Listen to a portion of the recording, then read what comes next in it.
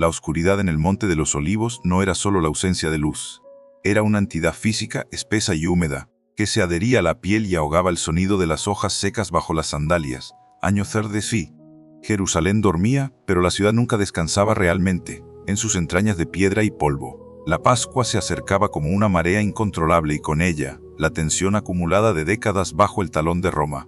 En las laderas orientales, el jardín de Getsemaní se extendía como un laberinto de troncos retorcidos y ramas bajas. Los olivos, testigos silenciosos de generaciones de profetas, reyes y exilios, ahora se mecían levemente bajo una brisa fría que olía a tierra removida, sudor antiguo y el humo acre de las antorchas que aún no se encendían.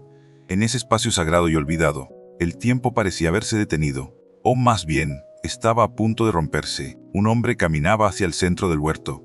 Sus pasos no eran los de un peregrino ni los de un soldado. Eran pasos calculados, pesados, cargados con una gravedad que trascendía el simple acto de caminar. Judas de Queriot no miraba hacia los olivos. Su vista estaba fija en el suelo, en las piedras sueltas, en la sombra proyectada por la luna creciente que apenas penetraba el dosel de hojas. En su mano derecha, no llevaba espada ni vara.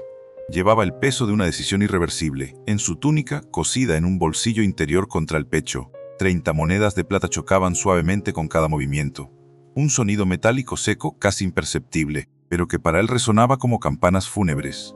No era el sonido de la riqueza, era el sonido de una transacción, de un contrato sellado con sangre que aún no se había derramado. Detrás de él, a 50 metros, la oscuridad se fragmentó. Primero un destello, lo otro.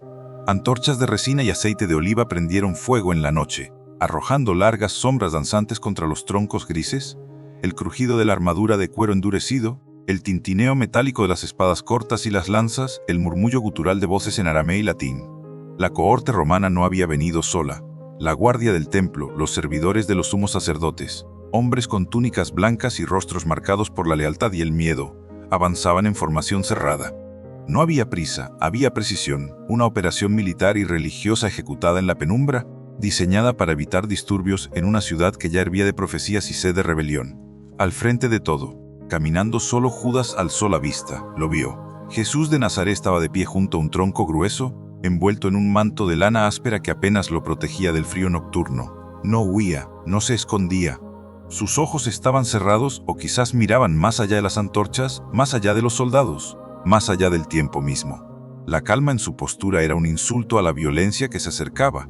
Era una calma que desestabilizaba, que enfurecía, que exigía una respuesta. Judas aceleró el paso. El espacio entre ambos se redujo a 10 metros, 5 res. El aire se volvió denso. El olor a aceite quemado y a tierra húmeda se mezcló con el aroma a incienso que aún permanecía en la ropa del nazareno, un rastro de las oraciones y los cánticos que habían llenado el salón superior horas antes. Judas extendió la mano. No para empujar, no para señalar, para tocar. El beso no fue un acto de pasión, fue un gesto de protocolo, una señal preacordada entre traidores y autoridades. Al que yo besare ese es, prendedle y llevadle con seguridad. Las palabras del concilio aún resonaban en su mente frías y legales. Judas se inclinó, su rostro se acercó al del maestro. La barba áspera rozó su mejilla, el aliento cálido chocó con el frío de la noche, y en ese instante, el mundo se detuvo. El beso fue seco, breve, pero cargado con el peso de 3 años de caminos compartidos, de pan partido, de milagros presenciados, de discusiones en la sombra, de esperanzas que se habían ido desmoronando como ladrillos viejos bajo la lluvia. Fue un beso que selló no solo un destino, sino el fin de una era. Judas retrocedió, sus labios aún ardían. No por el contacto, por la traición. Jesús abrió los ojos, no había ira, no había sorpresa, solo una profundidad insondable, un reconocimiento antiguo, como si ya hubiera leído ese mismo libro 1000 veces. Judas, con un beso entregas al Hijo del Hombre. La voz fue baja, grito, no un lamento, una pregunta, una constatación, y en esa pregunta todo el jardín pareció exhalar. Luego el silencio se rompió, no con palabras, con acción. Prendele, pasos, gritos, metal contra cuero. Una lanza se alzó, un soldado tropezó con una raíz. Jesús no se movió. Pedro desenvainó una espada corta. El acero silbó en la oscuridad, un grito ahogado, oreja, sangre, pan y vino olvidados en el camino. Caos. Judas no participó, dio un paso atrás. Sus dedos buscaron instintivamente el bolsillo. Las monedas estaban allí, frías, pesadas, irreales. Miró a Jesús, ahora rodeado por una docena de hombres armados, las manos extendidas, la cabeza ligeramente inclinada, como si aceptara no solo la prisión, sino el curso de una historia que ya estaba escrita. Las antorchas proyectaban sombras largas y deformes sobre los olivos. El humo subía hacia el cielo estrellado, mezclándose con la brisa nocturna que bajaba desde el desierto de Judea. El sonido de las cadenas comenzó a sonar, un tintineo rítmico, final, definitivo, y en medio del alboroto, Judas permaneció inmóvil. El beso aún quemaba, pero no era el beso lo que le dolía, era el silencio que lo seguía, porque en ese momento, mientras los soldados se llevaban al prisionero y los discípulos huían entre los matorrales, comprendió algo terrible. No había salvado a Israel, no había acelerado el reino. Solo había entregado a un hombre. En todo el mundo, y el precio en tapias de plata no compraba redención, compraba soledad. El viento sopló más fuerte. Las hojas crujieron. Y la noche, que hasta entonces había sido solo oscuridad, se convirtió en un testigo mudo. Una noche en la que el silencio no solo observó, gritó. Jerusalén no era simplemente una ciudad en el año 30 de la Era Común. Era un polvorín geográfico, político y espiritual comprimido entre colinas de piedra caliza y el desierto de Judea. Bajo el cielo abrasador de la primavera, la ciudad parecía respirar con dificultad. Las murallas, ampliadas y reforzadas por los arquitectos de Herodes el Grande décadas atrás, en todo el mundo, proyectaban largas sobre calles estrechas donde el polvo se mezclaba con el estiércol de los animales de carga, el olor a incienso barato y el sudor agrio de miles de peregrinos que ya comenzaban a llegar para la Pascua. Pero la Pascua de aquel año no traía solo promesas de liberación histórica. Traía miedo, traía vigilancia, y traía el peso invisible de un imperio que no toleraba la más mínima chispa de rebelión.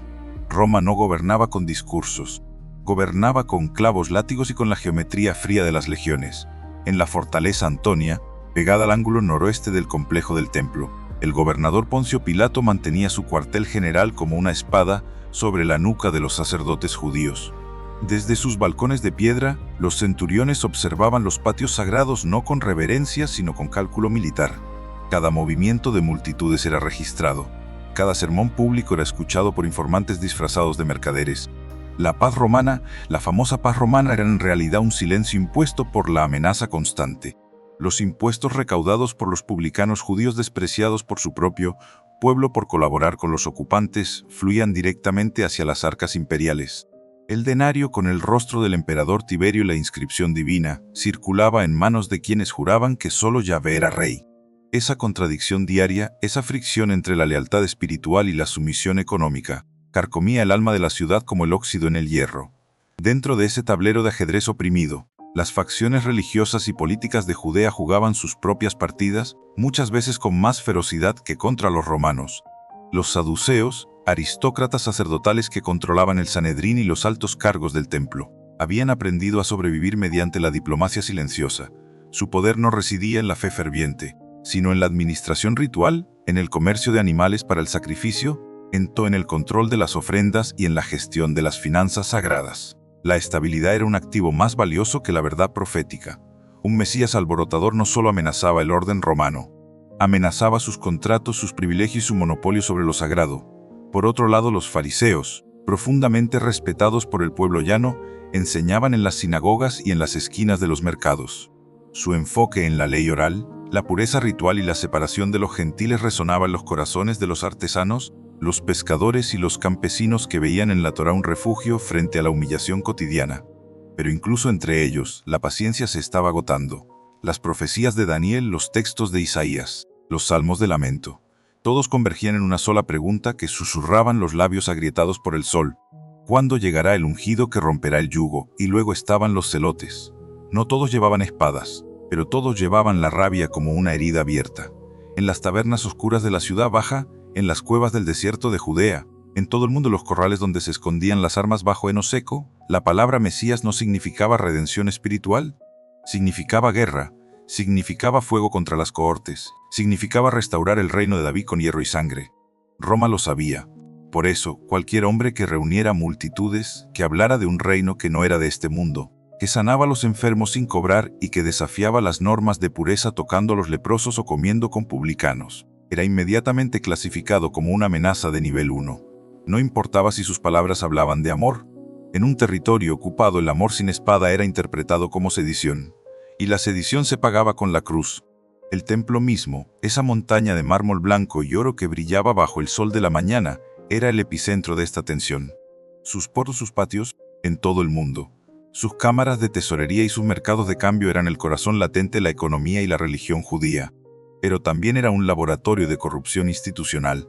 Los sacerdotes mayores negociaban los precios de los corderos perfectos, los cambistas aplicaban tasas abusivas a los peregrinos que llegaban con monedas extranjeras. La santidad se había convertido en un negocio escalonado, protegido por la guardia del templo y tolerado por Roma mientras el flujo de dinero continuara. En ese entorno, la llegada de un hombre que volcaba las mesas de los cambistas no era un acto simbólico aislado, era un ataque directo al sistema de poder, era una declaración de guerra económica y teológica, y las élites sacerdotales, con sus túnicas de lino fino y sus manos manchadas de tinta y sangre de sacrificio, comenzaron a trazar planes en la penumbra. No en el nombre de Dios, sino en el nombre de la supervivencia institucional. La ciudad olía a anticipación y a miedo. Los peregrinos acampaban en las afueras, en tiendas de campaña hechas de cuero y lana, cocinando panásimos sobre fuegos bajos. Los niños jugaban entre las ruedas de los carros, ignorantes del peso histórico que cargaban sus padres. Los ancianos murmuraban sobre señales en los cielos, sobre cometas, sobre sueños perturbadores. Los soldados romanos afilaban sus gladios, ajustaban sus correas de cuero y revisaban el estado de sus escudos rectangulares. En los muros, los vigilantes escudriñaban el horizonte, buscando polvo levantado por ejércitos rebeldes o caravanas de insurgentes. Pero la amenaza real no venía del desierto. Venía de dentro, de las palabras que se repetían en las sinagogas, de los cánticos que cambiaban de tono, de la mirada de un maestro que caminaba por las calles empedradas sin guardia, sin miermas, acompañado solo por un grupo de hombres comunes que lo llamaban Rabí. Jerusalén era un escenario listo. Las luces estaban encendidas, el público nervioso, los actores en sus posiciones. Y detrás de los muros del palacio de los sacerdotes, en habitaciones con puertas de cedro y cortinas de lino teñido, los sumos sacerdotes y los escribas más influyentes ya habían tomado una decisión irreversible. No esperaban un milagro, esperaban un cadáver, porque en el año 30 bajo el cielo indiferente de Judea, la fe no se medía con oraciones, se medía con control, y el control en un mundo de espadas y deudas siempre exigía un precio. El aire se volvió más pesado. El viento del desierto trajo el olor a arena caliente y a hierro oxidado. En todo el mundo, y en medio de esa ciudad que latía con la fuerza de una bestia herida, el tiempo comenzó a correr hacia un punto de no retorno. Nada podría detenerlo, ni las profecías, ni las lágrimas, ni el silencio. Judas no era un monje encerrado en un claustro de piedra. Era un hombre de cuentas, de pesos y medidas, de miradas que calculaban el valor real de las cosas en un mundo donde la fe y el hambre caminaban de la mano. Su túnica de lana burda teñida con un índigo ya desvaído por el sol de Judea, guardaba en sus pliegues el olor a aceite de oliva rancio, a polvo de camino y a la tinta ácida de los registros contables. No llevaba sandalias de lujo como los sacerdotes del templo. Llevaba suelas de cuero gastado, reforzadas con clavos irregulares que marcaban un ritmo seco sobre las losas desiguales de las calles de Jerusalén. Cada paso era un recordatorio de la realidad terrenal, una realidad que él, más que cualquiera de los otros 11, no podía ignorar. Durante 3 años había cargado con la bolsa común, un simple saco de cuero curtido, asegurado con un cordel áspero que rozaba contra su cadera izquierda. El tintineo de los denarios y los dracmas era la banda sonora de su ministerio. No era un botín de guerra, era limosna. Eran los óbolos de las viudas de Galilea, las monedas de los pescadores del mar de Tiberíades, los pequeños ahorros de los leprosos sanados que volvían a sus aldeas. Judas los contaba al atardecer, cuando el grupo se detenía junto a un arroyo seco bajo la sombra de un sicómoro. Sus dedos callosos y con las uñas cortadas al ras, separaban las monedas por valor, las más brillantes para el pan, las más viejas para el aceite, las extranjeras para cambiarlas en el mercado antes de que los cambistas judíos les aplicaran su usura habitual. Era un trabajo sucio, necesario, invisibilizado, y él lo hacía en silencio, mientras los demás discutían sobre parábolas o sobre quién sería el mayor en el reino. Pero el reino no llegaba como él lo había imaginado. Judas había crecido con los cantos de los profetas grabados en la memoria. Había escuchado a los ancianos hablar de un ungido que empuñaría la espada de David, que derrocaría a las legiones en todo el mundo, que el templo de la contaminación pagana y restauraría a Israel como una nación soberana. Había seguido a Jesús creyendo que aquel hombre era el instrumento de esa restauración. Había visto milagros. Había sentido el poder, pero en lugar de marchar sobre Roma, Jesús hablaba de dar la otra mejilla. En lugar de armar un ejército, lavaba los pies de sus discípulos. En lugar de exigir impuestos al César, todo el mundo decía: da al César lo que es del César. Para un hombre que entendía el mundo a través de la economía del poder, aquellas palabras sonaban a derrota, a debilidad, a una traición silenciosa contra la esperanza de su pueblo. La tensión no estalló de golpe. Se filtró como agua en una vasija rajada. Empezó en las noches frías, cuando el fuego de la hoguera apenas alcanzaba para calentar las manos y el hambre apretaba los estómagos. Judas miraba las monedas en su saco y pensaba en cuántos panes podían comprarse, cuántos enfermos podían recibir ungüento, cuántas familias en las aldeas de Samaria podrían sobrevivir al invierno. Luego miraba a Jesús, que hablaba de tesoros en el cielo mientras sus seguidores comían pan duro y aceitunas agrias. La disonancia era física, un nudo en el pecho que crecía con cada día que pasaba sin que se alzara un estandarte, sin que se declarara una guerra santa, sin que el Mesías tomara el trono que la profecía le había prometido. Y luego estaba el templo, aquella montaña de mármol blanco que dominaba la ciudad como un dios de piedra.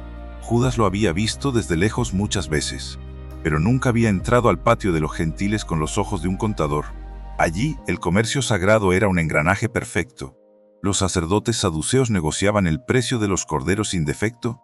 Los cambistas aplicaban tasas que dejaban a los peregrinos pobres en la ruina. El sistema no estaba roto. Estaba diseñado para funcionar así. Y Jesús, con su manto raído y su voz tranquila, lo había desafiado volcando las mesas. No con espadas, con manos vacías, aquel acto no fue solo un gesto de purificación. Fue una declaración de guerra contra la economía de la fe institucionalizada. Y Judas, que llevaba la bolsa, entendió mejor que nadie que aquel hombre no solo amenazaba a Roma, amenazaba la estructura misma que sostenía las élites judías, las mismas élites que tarde o temprano tendrían que actuar. La tentación no llegó con cuernos ni con fuego. Llegó con palabras susurradas en un pasillo oscuro del palacio de Caifás. 3 sacerdotes, túnicas impecables, rostros inexpresivos, no le ofrecieron poder, le ofrecieron pragmatismo. 30 siclos de plata, el precio de un esclavo en la ley, suficiente para que desaparezcas. Suficiente para que esto termine antes de que Roma aplaste a toda la ciudad. No era una suma para comprar la gloria, era una suma para comprar el silencio, para forzar la mano. Judas no lo vio como una traición en ese momento, lo vio como un catalizador. Si entregaba a Jesús a las autoridades, tal vez el maestro se vería obligado a actuar, tal vez revelaría su poder divino ante el Sanedrín.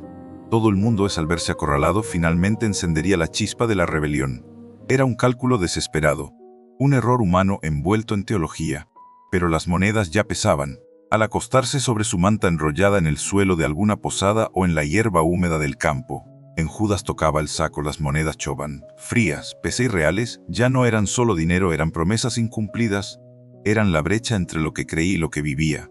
Eran el recordatorio constante de que seguía a un rey que no quería ser rey, bundo a un profeta que no quería profetizar con fuego, a un hombre que caminaba hacia la cruz como si fuera un lecho de bodas. Y él, el tesorero, el práctico, el que entendía el valor de las cosas, no podía soportar más la contradicción. La bolsa ya no colgaba de su cadera como un instrumento de servicio, colgaba como una cadena. Y cada paso que daba hacia Jerusalén era un paso más cerca de un destino que él mismo había empezado a trazar en la penumbra de su propia conciencia. El viento sopló desde el desierto, trayendo consigo el olor a sal y a tierra seca. Judas cerró los ojos, escuchó los pasos dormidos de los otros discípulos, respiró hondo. Y por primera vez en 3 años, no oró, calculó. La grieta no apareció en un día, no fue un relámpago en un cielo despejado de Judea. Fue una erosión lenta, silenciosa, alimentada por el polvo de los caminos de Galilea y el peso de las expectativas rotas. Judas caminaba por los callejones del barrio bajo de Jerusalén, donde las casas de adobe y piedra caliza se apiñaban como rebaños asustados bajo el sol implacable de Nisán. El aire olía a leña quemada, a pescado seco salado al sol, a la humedad rancia de los pozos comunitarios y al sudor agrio de miles de peregrinos que ya dormían sobre mantas raídas en los patios y techos planos. Pero bajo ese olor cotidiano, algo se estaba pudriendo, no en la tierra, en todo el mundo. En el alma de un hombre que había creído seguir al libertador de Israel solo para descubrir que el libertador no traía espadas. En todo no traía estandartes. Traía parábolas sobre ovejas perdidas y advertencias sobre tesoros en el cielo. Para un hombre que cargaba con la bolsa, que contaba cada dracma, que veía el hambre en los ojos de las viudas y la corrupción en las mesas de los cambistas, aquellas palabras no sonaban a esperanza, sonaban a derrota. El punto de quiebre no llegó con un decreto romano. Llegó en una casa de Betania, días antes. Una mujer, María, hermana de Lázaro, irrumpió en la sala con un frasco de nardo puro, un perfume de importación lejana traído por mercaderes fenicios, cuyo valor equivalía al salario de un año de un jornalista. Ella lo quebró sobre los pies de Jesús. El aroma llenó la habitación, denso, embriagador, casi irrespirable. Judas sintió el golpe en el estómago, no por el gesto, por el costo, por el desperdicio, por la lógica económica que se quebraba frente a la devoción ciega. ¿Por qué no se vendió este perfume por 300 denarios y se dio a los pobres?, preguntó. Su voz sonó racional. Todo el mundo. Pero los evangelios, escritos años después por hombres que ya conocían el desenlace, revelarían lo que el silencio de aquella noche ocultaba. Él no pensaba en los pobres, pensaba en la caja, pensaba en el control, pensaba en un Mesías que malgastaba el único recurso que podía comprar pan, refugio y lealtad. Jesús lo miró. Déjala, ha guardado este perfume para mi sepultura. A los pobres siempre los tendréis con vosotros. El mundo, a mí no siempre me tendréis. Las palabras cayeron como piedras en un estanque seco. Judas no replicó, solo asintió, pero por dentro algo se soldó. La decepción ya no era una duda, era una certeza. Jerusalén vibraba con la fiebre de la Pascua. Los sacerdotes ajustaban los turnos de guardia. Los levitas pulían los utensilios de oro para los sacrificios. Los mercaderes gritaban precios en arameo, griego y latín, y en medio de ese torbellino, Judas comenzó a calcular, no con papel y tinta, con silencio, con miradas, con los pasos que lo alejaban del grupo y lo acercaban a las sombras del palacio de Caifás. No fue una decisión tomada en un instante de locura, fue un proceso de poda. Día tras día cortaba las ramas de su lealtad. Primero la fe en un reino terrenal, luego la confianza en el liderazgo de Jesús, después la paciencia ante la pasividad del Maestro, finalmente la convicción de que el destino de Israel no se jugaría con palabras, sino con acciones. Si Jesús no actuaba, alguien tendría que forzar la mano. Si el reino no bajaba del cielo, habría que empujarlo desde la tierra, incluso si el empujón costaba una traición. El contacto con los sacerdotes no fue dramático, fue quirúrgico. Un sirviente del sumo sacerdote, rostro inexpresivo, túnica impecable, lo interceptó cerca de la puerta de las ovejas. No hubo gritos, no hubo amenazas, solo un susurro seco, pronunciado con la frialdad de quien ya conoce el resultado de una transacción comercial.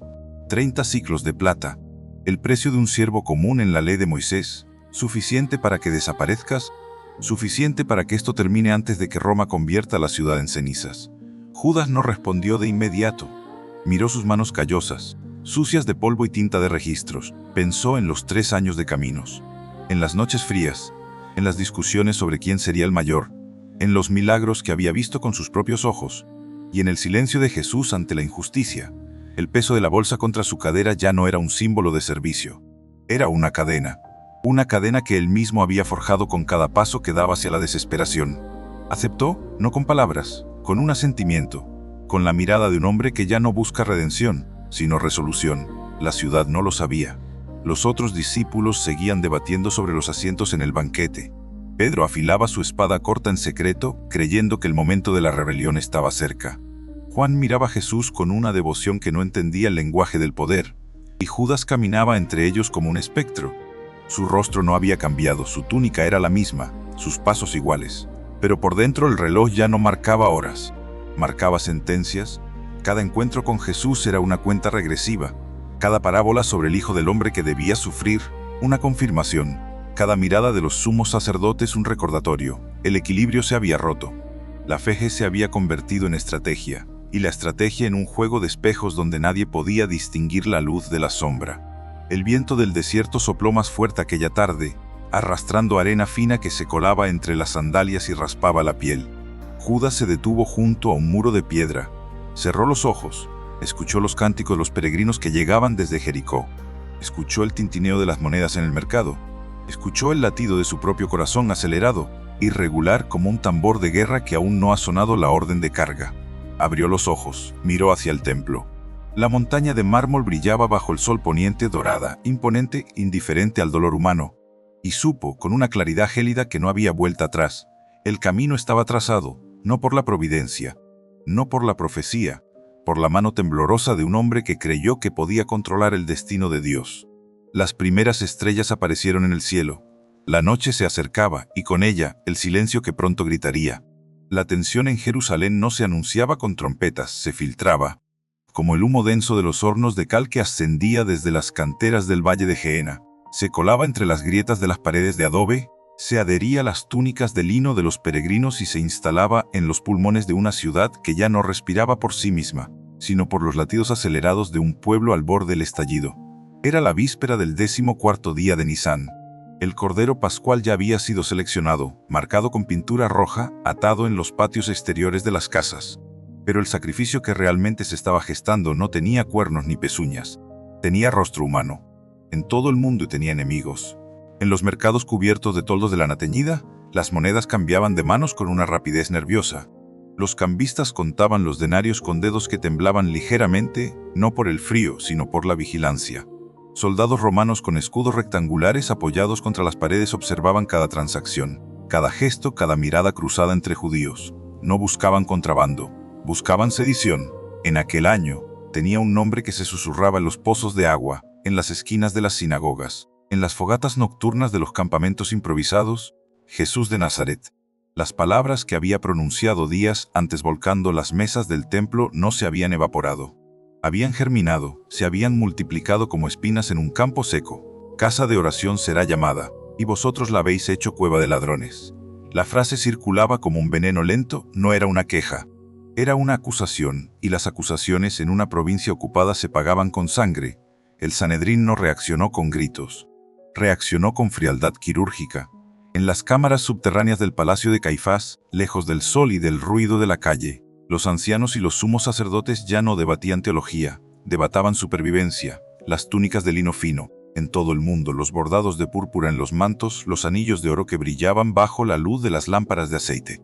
Todo hablaba de un poder que dependía del equilibrio, un equilibrio frágil. Si el pueblo se levantaba, Roma aplastaría la revuelta. Si Roma aplastaba la revuelta, el templo perdería su autonomía. Y si el templo perdía su autonomía, ellos perderían todo. Por eso, la decisión no fue tomada en un arrebato de furia religiosa, fue calculada, fría, administrativa. Conviene que un solo hombre muera por el pueblo, y que no perezca toda la nación. Las palabras del sumo sacerdote no sonaron a profecía, sonaron a contabilidad, a un balance de costos y beneficios. Y en ese cálculo, la vida de un Galileo sin linaje sacerdotal, sin ejército, sin títulos, no era un obstáculo, era un gasto necesario. Pero el miedo no se contiene solo en las élites, se derrama en las calles empedradas del barrio de los artesanos. Las madres apretaban a sus hijos contra el pecho cuando escuchaban el tintineo de las armaduras. Los ancianos murmuraban salmos con los labios secos, buscando en los versos antiguos una promesa que ya no llegaba. Los jóvenes, con los puños cerrados y los ojos brillantes, se reunían en tabernas oscuras donde el vino agrio se mezclaba con la retórica de la libertad. Si él es el Mesías, ¿por qué no llama a los ángeles? ¿Por qué no rompe las puertas de la Antonia? En todo el mundo, ¿por qué sigue hablando de humildad cuando nuestras casas son embargadas y nuestros hermanos mueren en las minas de Salamina? Las preguntas no tenían respuesta, y la ausencia de respuesta es el terreno más fértil para la desesperación.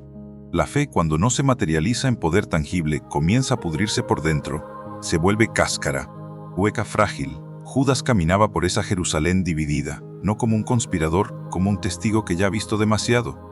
Su mente, acostumbrada a los números, a los inventarios, a la lógica del intercambio, ya no podía procesar la contradicción.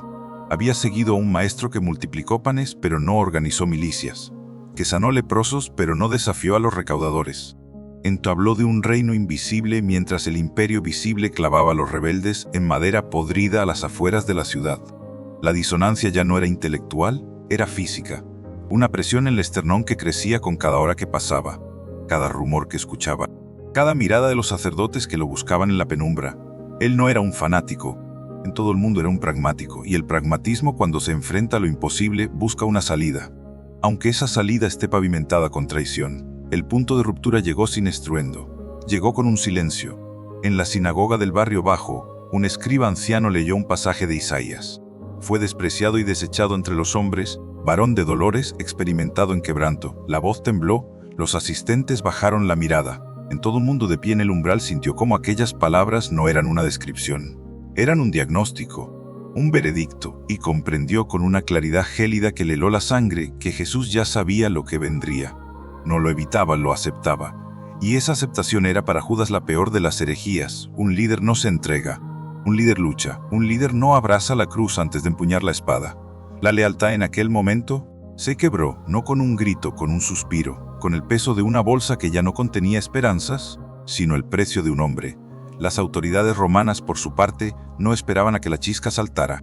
La anticipaban. En la fortaleza Antonia, los centuriones revisaban los filos de los gladios, afilaban las puntas de las lanzas. Probaban la tensión de los arcos. Pilato no había enviado más tropas porque confiaba en la ley. Enviaba más porque conocía la historia.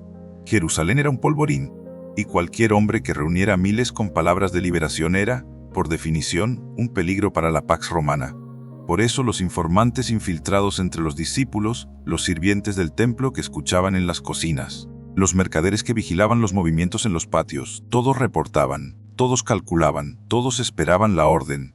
Y la orden ya estaba redactada, solo faltaba el momento en que el Mesías cruzara la línea invisible entre el profeta y el insurrecto, entre el maestro y el rey rival. El viento del desierto sopló de nuevo, arrastrando partículas de sal y ceniza que se posaban sobre los muros como polvo de tumbas. El sol comenzaba a descender, tiñendo de naranja oxidado las piedras calizas. Las sombras se alargaron. Los comerciantes recogieron sus puestos. Las puertas de madera se cerraron con golpes secos. Jerusalén contenía el aliento. En las calles vacías, solo se escuchaba el eco de los pasos de los vigilantes y el lejano aullido de un perro hambriento. Nadie corría, nadie gritaba.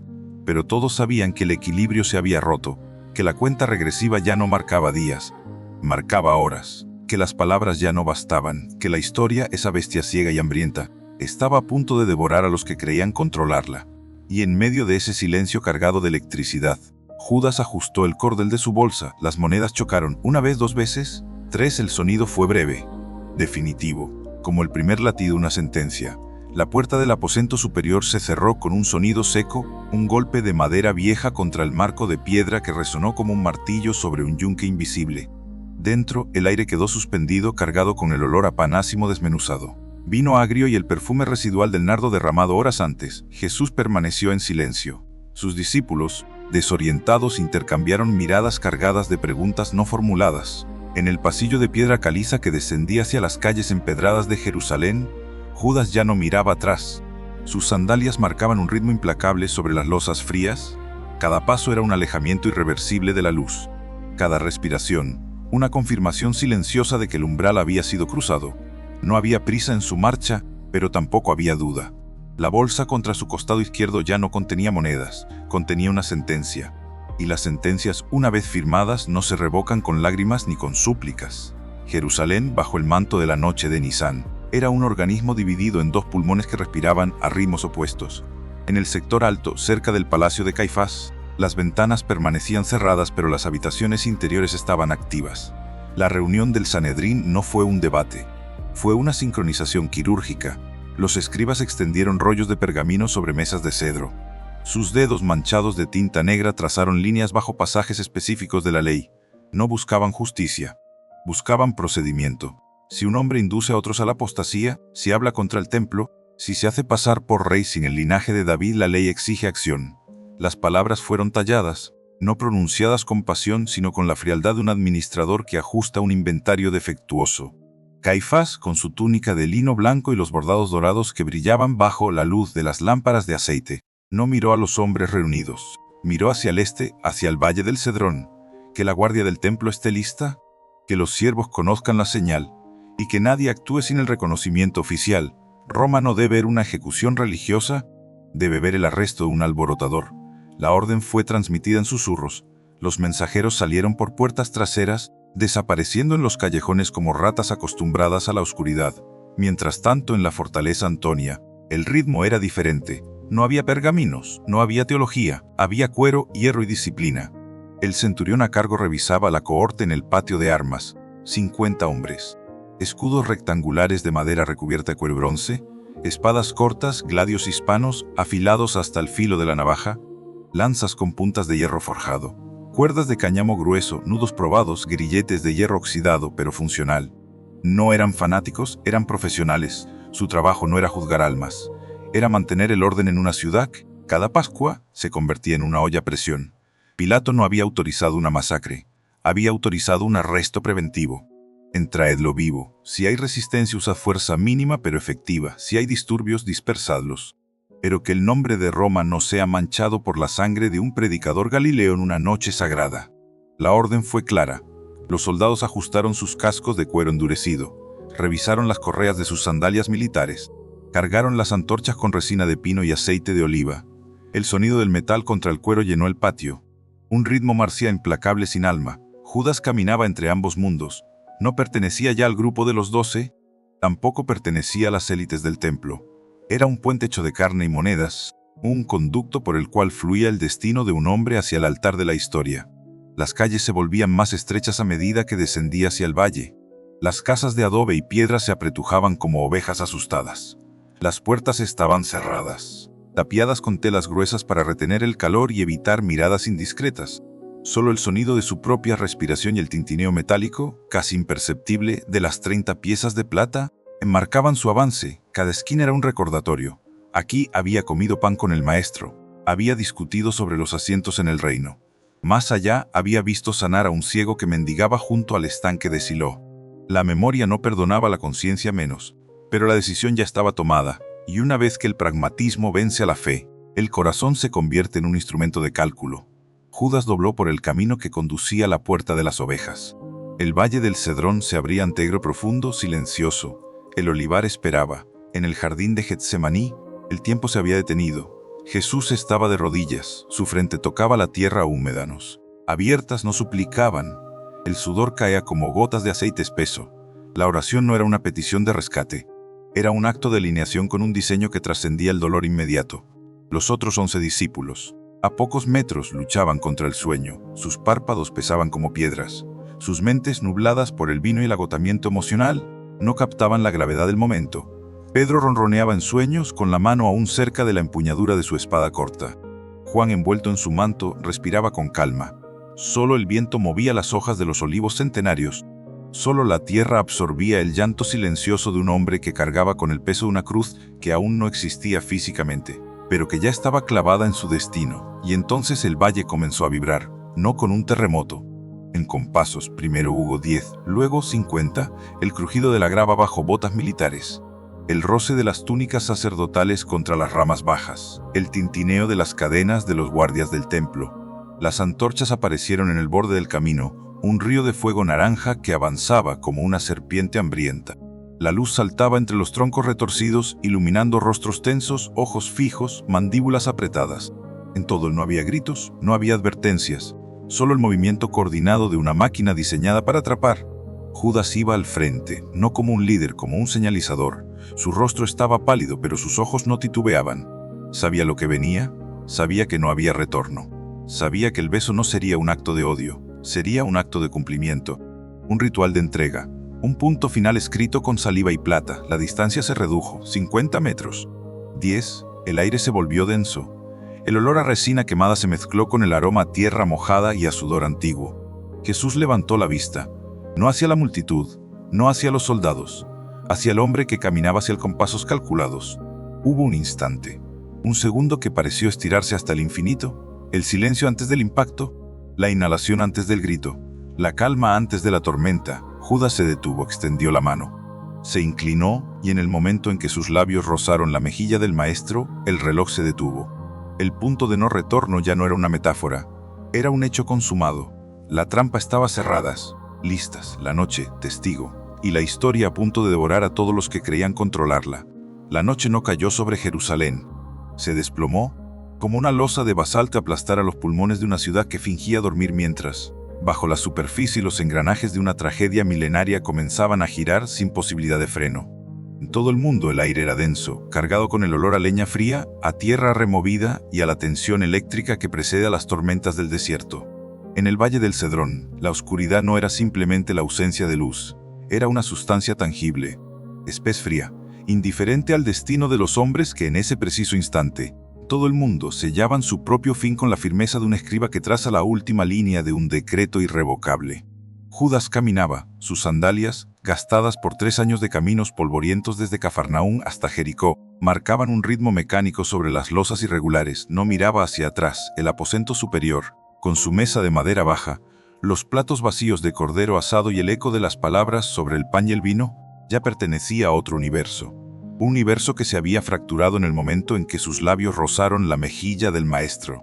Ahora solo existía el descenso, la bajada implacable hacia la ciudad de los sacerdotes, hacia el palacio de Caifás, hacia el lugar donde la teología se transformaba en política y la política en sentencia de muerte. La bolsa de cuero contra su costado izquierdo pesaba como una roca, 30 siclos de plata.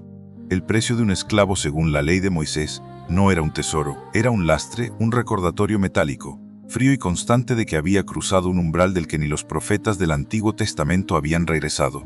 Mientras sus pasos resonaban en la penumbra, a 2 kilómetros de distancia, en las dependencias subterráneas del templo, la maquinaria del Sanedrín ya estaba en marcha. No había discursos fervientes, no había llantos, no había burocracia sagrada. Escribas con túnicas de lino almidonado extendían rollos de pergamino sobre mesas de cedro oscuro. Sus dedos, manchados de tinta negra y resina, pasaban por encima de pasajes seleccionados de la Torá. Buscaban la justificación legal, la encontraron en Levítico y en Deuteronomio. Un falso profeta, un blasfemo, un hombre que amenazaba el orden establecido y la paz con Roma. Caifás, el sumo sacerdote, permanecía de pie junto a una lámpara de bronce. Su rostro, iluminado por la luz amarillenta y oscilante, no mostraba duda, mostraba resolución institucional. Que la guardia del templo esté lista, que los sirvientes conozcan la señal, que nadie toque al nazareno sin el reconocimiento oficial. Pilato no debe ver una purga religiosa, debe ver el arresto de un agitador. La orden fue transmitida en susurros cortantes. Los mensajeros salieron por puertas laterales, deslizándose por los corredores de piedra como sombras acostumbradas a la clandestinidad. El pacto estaba sellado, la traición institucionalizada. Al otro lado de la muralla, en la fortaleza Antonia, el ritmo era diferente. Más frío, más metálico, más imperial. La cohorte romana no se movía por fe ni por doctrina, se movía por disciplina. El centurión a cargo recorría el patio de armas bajo la luz de antorchas que crepitaban con el viento del este. 50 almumbres. Escudos rectangulares de madera recubiertos de cuero crudo y bronce pulido. Gladios hispanos afilados hasta el filo de la navaja. Lanzas con puntas de hierro forjado. Cuerdas de cáñamo grueso. Nudos probados, grilletes oxidados funcionales. No eran fanáticos, eran profesionales. Su trabajo no era juzgar almas. Era mantener el orden en una provincia que cada Pascua se convertía en un polvorín humano. El legado de Poncio Pilato era claro. Entraedlo vivo. Si es resistencia, usad fuerza mínima efectiva. Si hay disturbios, dispersadlos. Pero que el nombre de Roma no sea manchado por la sangre de un predicador galileo en una noche sagrada. Los soldados ajustaban sus cascos de cuero endurecido, revisaban las correas de sus sandalias militares, clavadas con tachuelas de hierro, cargaban las antorchas con resina de pino y aceite de oliva. El sonido del metal contra el cuero llenó el patio, un ritmo marcial, implacable, sin alma. La máquina del imperio estaba engrasada. Esperaba solo la señal. Judas dobló por el camino que conducía a la puerta de las ovejas. El valle del Cedrón se abría ante él, negro, profundo, silencioso. El olivar de Getsemaní esperaba en la distancia, un bosque de troncos retorcidos que se recortaban contra el cielo estrellado como dedos huesudos señalando al infinito. Su respiración se volvió entrecortada, no por el esfuerzo físico, por la presión interna. La disonancia cognitiva alcanzaba su punto máximo. Había seguido a un hombre que hablaba de perdón, mientras él caminaba hacia una condena. Había escuchado parábolas sobre ovejas perdidas mientras él se convertía en el lobo que las entregaba. La mente, acostumbrada al cálculo, a la lógica del intercambio, no podía procesar la contradicción. Pero el cuerpo ya había tomado el control. Las piernas avanzaban, la mano tocaba la bolsa, los dedos contaban mentalmente las monedas. 1, 2, 30, cada cifra era un clavo en el ataúd de su propia conciencia. Ya no había vuelta atrás. El pragmatismo había vencido. La lealtad sacrificada y la historia, esa bestia ciega y hambrienta, devoraba el futuro con una voracidad silenciosa. El viento del desierto sopló más fuerte, arrastrando partículas de ceniza que se posaban sobre los muros como polvo de tumbas. Las estrellas parecían más frías. La luna, un cuchillo curvo de plata, iluminaba apenas los bordes de las piedras calizas. En las calles vacías, en todo el mundo solo se escuchaba el eco de los pasos de los vigilantes y el lejano aullido de un perro hambriento. Nadie corría, nadie gritaba, pero todos los involucrados sabían que el equilibrio se había roto, que la cuenta regresiva ya no marcaba días, marcaba minutos, que las palabras ya no bastaban, que el umbral estaba cruzado. En el palacio los sacerdotes ajustaban los últimos detalles del interrogatorio. En la fortaleza, los soldados probaban el peso de las cadenas. En el valle un traidor avanzaba hacia su destino. En todo 3 mundos convergían en un solo punto geográfico y temporal, Getsemaní. El año 30, la medianoche. El silencio se volvió absoluto, un silencio cargado de electricidad estática, un silencio que no anunciaba paz, anunciaba el fin de una era. Las antorchas a lo lejos comenzaron a moverse, un río de fuego naranja que avanzaba como una serpiente hambrienta. La trampa estaba lista, encolocado, y la mano que debía señalar ya estaba en posición. La luz no llegó de golpe, llegó como una heriderta en la noche. Todo el mundo, primero un resplandor anaranjado que filtró entre las ramas bajas de los olivos centenarios, en todo el mundo, y otro más. Las antorchas de resina y ñamo empapadas en aceite de oliva rancio avanzaban en fila india, proyectando sombras largas y deformes que danzaban sobre la tierra removida del huerto. El olor a humo acre se mezcló de inmediato con el aroma a tierra húmeda, a hojas secas aplastadas y al sudor frío de los 50 hombres que marchaban en formación compacta.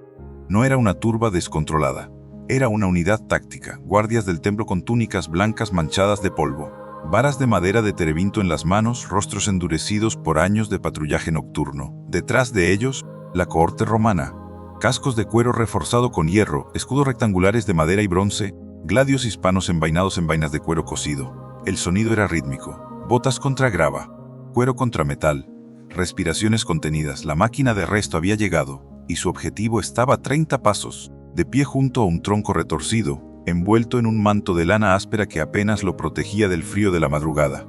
En Judas no corrió, no gritó, caminó. Sus sandalias marcaban un paso firme sobre las piedras sueltas. El corazón le golpeaba las costillas como un pájaro atrapado en una jaula de huesos, pero su rostro permanecía inexpresivo, tallado en mármol gris por la decisión ya tomada. La bolsa de cuero contra su cadera ya no sonaba. Las 30 monedas estaban quietas, pesadas, inmóviles, como plomo fundido. Alzó la vista. Jesús no huía. No se cubría, sus manos estaban abiertas a los lados, los dedos ligeramente curvados, las palmas visibles. No era una postura de rendición, era una postura de recepción, de aceptación. Judas aceleró el paso.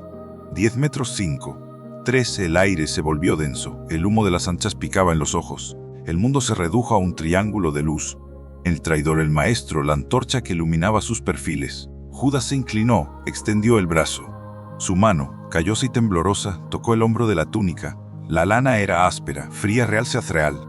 Sus labios rozaron la mejilla del nazareno. No fue un beso de pasión, fue un sello, un gesto administrativo.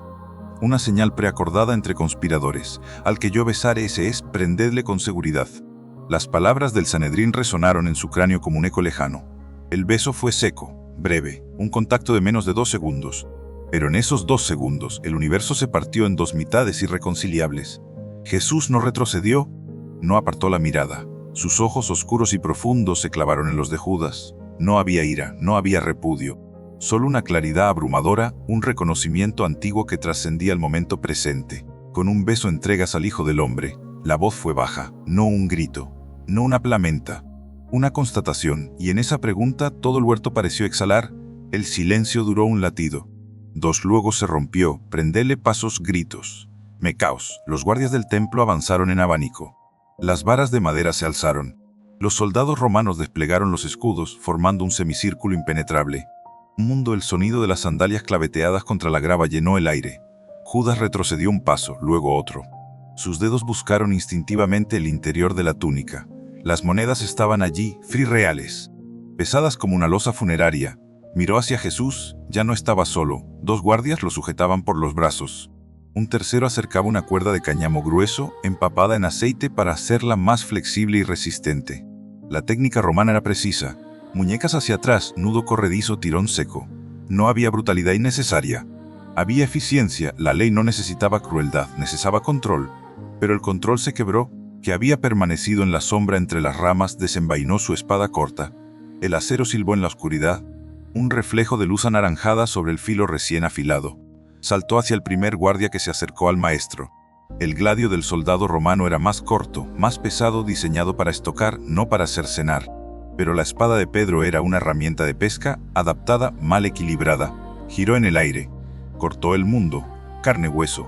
Un grito ahogado, la oreja derecha del siervo del sumo sacerdote. El malco voló por los aires, trazando un arco oscuro antes de caer sobre la tierra húmeda. La sangre brotó al instante, negra bajo la luz de las antorchas, caliente, espesa, empapando el cuello de la túnica blanca. El caz estalló. Gritos, retrocesos, escudos que chocan, lanzas que se alzan. Un soldado romano gritó una orden en latín gutural. Otro preparó el asta. Pedro levantó la espada de nuevo, los ojos desorbitados, la respiración entrecortada, el pecho subiendo y bajando como un fuelle. No toquéis a mi maestro, la voz se quebró. Era la voz de un pescador, no de un guerrero. Jesús alzó la mano, no un gesto dramático, un movimiento lento, firme y negable. Envaina tu espada. No bebo yo el vaso que el Padre me ha dado. La calma en medio de la tormenta fue más devastadora que cualquier grito. Los guardias se detuvieron. Los romanos bajaron ligeramente las lanzas. El silencio volvió a caer, pero ahora era un silencio sangriento, cargado de humo, de jadeos de la realidad brutal que acababa de ocurrir. Jesús se inclinó, tocó la herida de Malco, no con hierbas, no con ungüentos con la mano, la sangre se detuvo. El hombre jadeó, llevándose la mano al costado del cuello, los ojos llenos de un terror que no comprendía. El milagro no fue un espectáculo, fue una interrupción, una pausa en la violencia. Una demostración de que el poder real no residía en el acero, sino en la voluntad. Los guardias no dudaron más. La cuerda de cáñamo rodeó las muñecas de Jesús. El nudo se apretó. La fibra áspera mordió la piel. No había piedad en el gesto, había procedimiento. Un soldado romano comprobó la tensión de la cuerda con un tirón seco. Jesús no se resistió, sus hombros cayeron ligeramente. La cabeza se inclinó hacia adelante. La resistencia física había terminado. La batalla espiritual ya se había librado. Y la historia, esa corriente implacable, arrastraba a los hombres hacia su cauce inevitable. Judas observaba inmóvil. La espalda contra el tronco de un olivo, la bolsa contra el pecho, las manos vacías. Ya no era el tesorero, ya no era el discípulo, era un testigo. Un engranaje que había cumplido su función y que ahora solo esperaba ser desechado.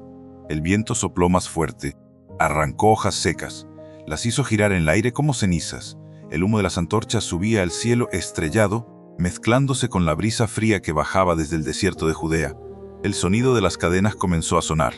Un tintineo rítmico, seco definitivo. La cohorte se reorganizó, 2 soldados flanquearon a Jesús. Los guardias del templo cerraron la formación por detrás. Pedro, con la espada aún en la mano, pero con el brazo cayendo inerte, miró hacia el suelo. Los otros discípulos habían desaparecido entre los matorrales, sus pasos apresurados perdiéndose en la oscuridad del valle. Solo quedaban los captores, el capturado. En todo el mundo, Judas dio un paso atrás, luego otro. Sus sandalias resbalaron ligeramente sobre la tierra húmeda. Él no miró a Jesús, no miró a los soldados, miró sus propias manos. Las mismas manos que habían contado monedas, las mismas manos que habían repartido pan, las mismas manos que ahora temblaban sin control, con una claridad gélida que le heló la médula, que no había acelerado el reino. No había forzado la mano del cielo.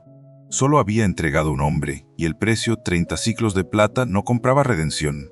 Compraba soledad, compraba el vacío, compraba el silencio que ahora lo rodeaba como un manto de plomo. El grupo comenzó a moverse, lentamente, hacia la puerta de las ovejas, hacia el valle del Cedrón, hacia el palacio de Caifás.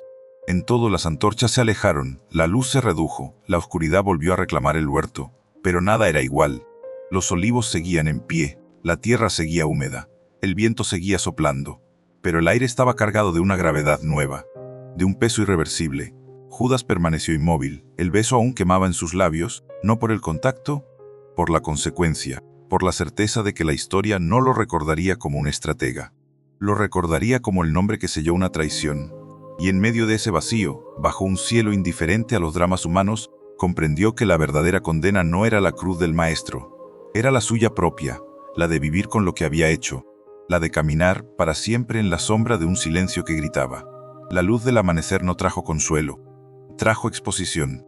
El sol pálido y filtrado por una capa de polvo y humedad matutina, comenzó a trepar lentamente por las laderas orientales de Jerusalén, iluminando no la promesa de un nuevo día, sino las cicatrices físicas que la noche había dejado en el huerto.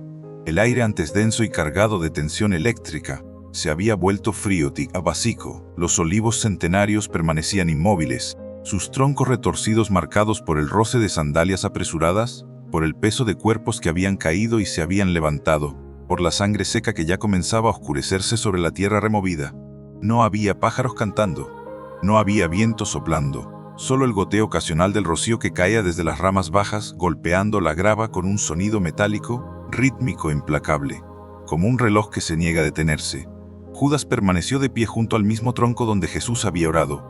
Sus piernas temblaban, no por el frío, por la ausencia.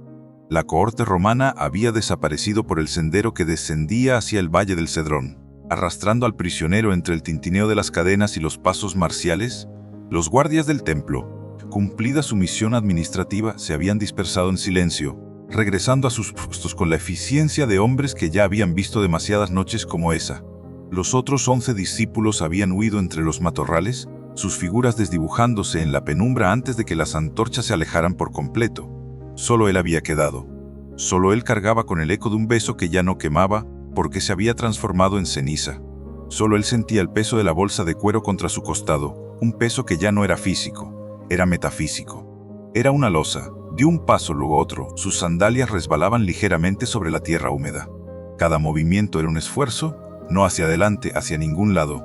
La mente, acostumbrada a calcular, a pesar, a equilibrar cuentas, se había fracturado. En todo el mundo el pragmatismo que lo había guiado durante 3 años se había revelado como una ilusión. Había creído que entregar a Jesús forzaría una confrontación, que obligaría al maestro a mostrar su poder, que aceleraría el reino. Pero el reino no había llegado, solo había llegado una cuerda de cáñamo. Solo habían llegado unos soldados, solo había llegado el silencio, y en ese silencio, la verdad cayó sobre él con la fuerza de una losa de basalto. No había sido un estratega, había sido un engranaje. Y los engranajes, una vez cumplida su función, se desechan. Caminó hacia el borde del sendero, miró hacia la ciudad. Jerusalén comenzaba a despertar, no con alboroto, con rutina. Las puertas de madera de las casas de piedra se abrían con chirridos secos, las mujeres sacaban jarras de barro hacia los pozos comunitarios. El olor a panásimo cocinado sobre brasas moribundas se mezclaba con el humo de los fogones matutinos. Los comerciantes desplegaban sus mantas en las esquinas del mercado bajo. La vida continuaba indiferente e implacable, como si en las últimas horas no hubiera ocurrido nada que cambiara el curso de la historia. Como si el Mesías no estuviera siendo interrogado en las cámaras subterráneas del palacio de Caifás, como si el precio de un hombre no pesara en el bolsillo de un traidor. La normalidad era el castigo más cruel. Judas bajó la mirada. Sus dedos, entumecidos por el frío y la adrenalina residual, buscaron el cordel áspero de la bolsa. Lo soltó, la abrió. Las 30 monedas de plata yacían apiladas en el fondo, brillando débilmente bajo la luz grisácea del amanecer. No eran dinero, eran testigos. Cada una llevaba el rostro de un emperador lejano, una inscripción que proclamaba divinidad terrenal. Un peso que había comprado una vida era entregarla a la muerte. Las tomó una a una, frías, pesadas. En todo el Montes, el metal no transmitía poder, transmitía culpa. La culpa no era un concepto teológico para él en ese momento.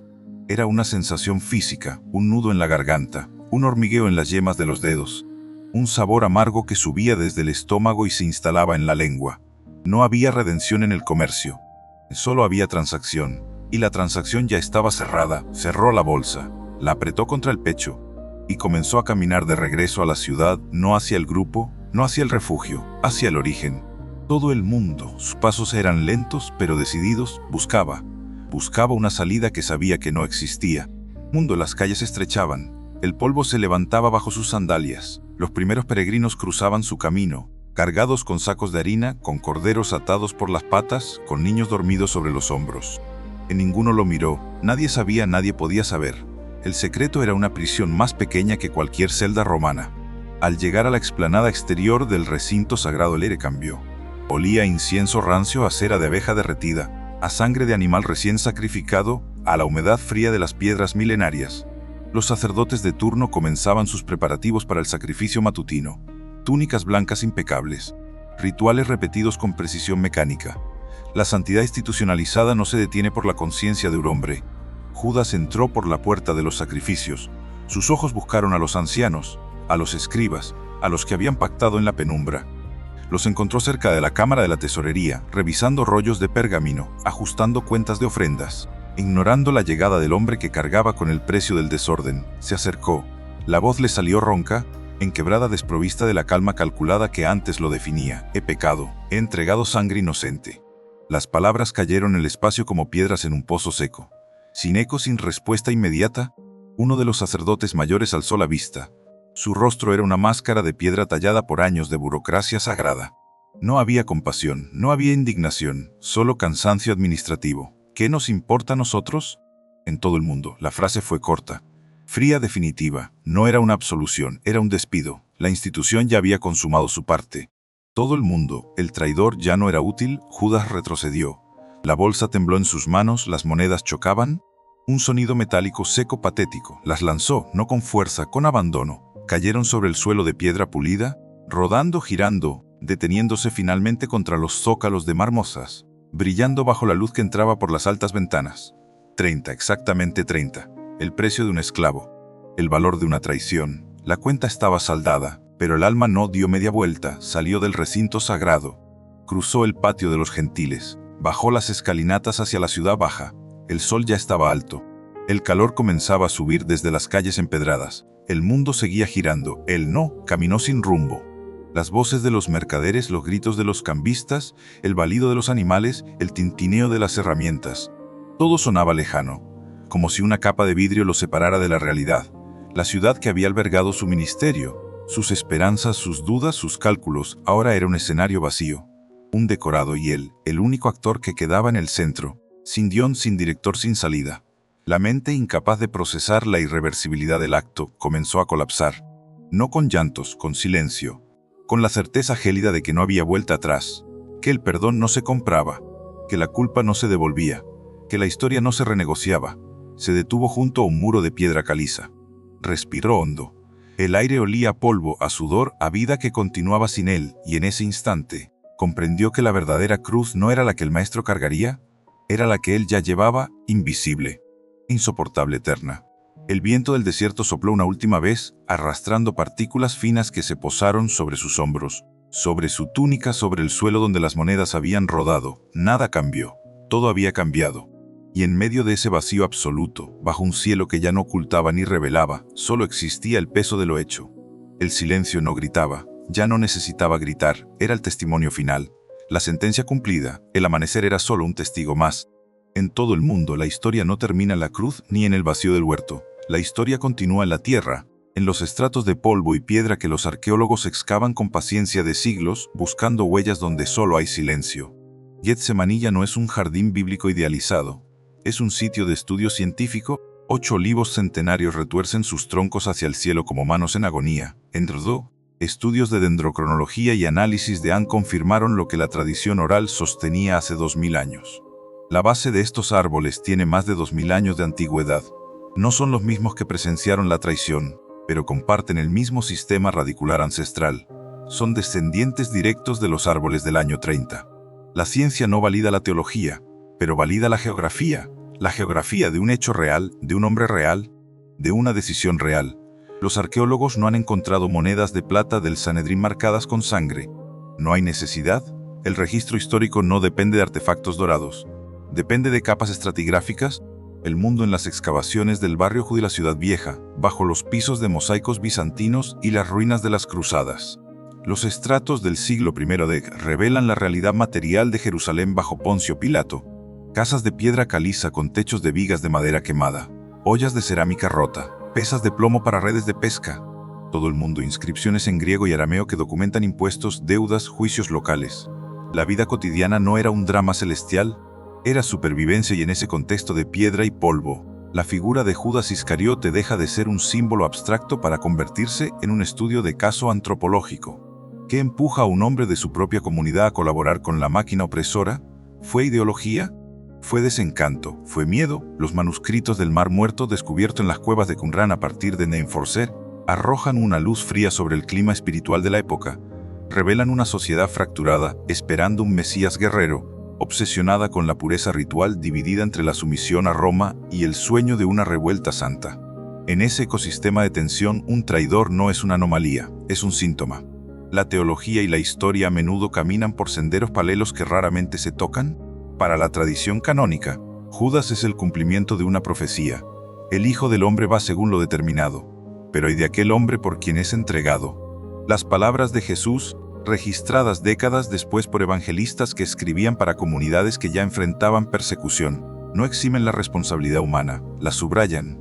Dios no anula el libre albedrío para cumplir su plan, lo incorpora. La traición de Judas no fue un guión predeterminado sin consecuencias, fue una elección. Y las elecciones tienen peso. En el siglo IV, el Evangelio de Judas, un texto gnóstico hallado en Egipto, intentó reescribir la narrativa. Presentó a Judas no como un traidor, sino como el discípulo más ilustrado, el único que comprendió que Jesús debía ser entregado para liberar la chispa divina atrapada en la carne.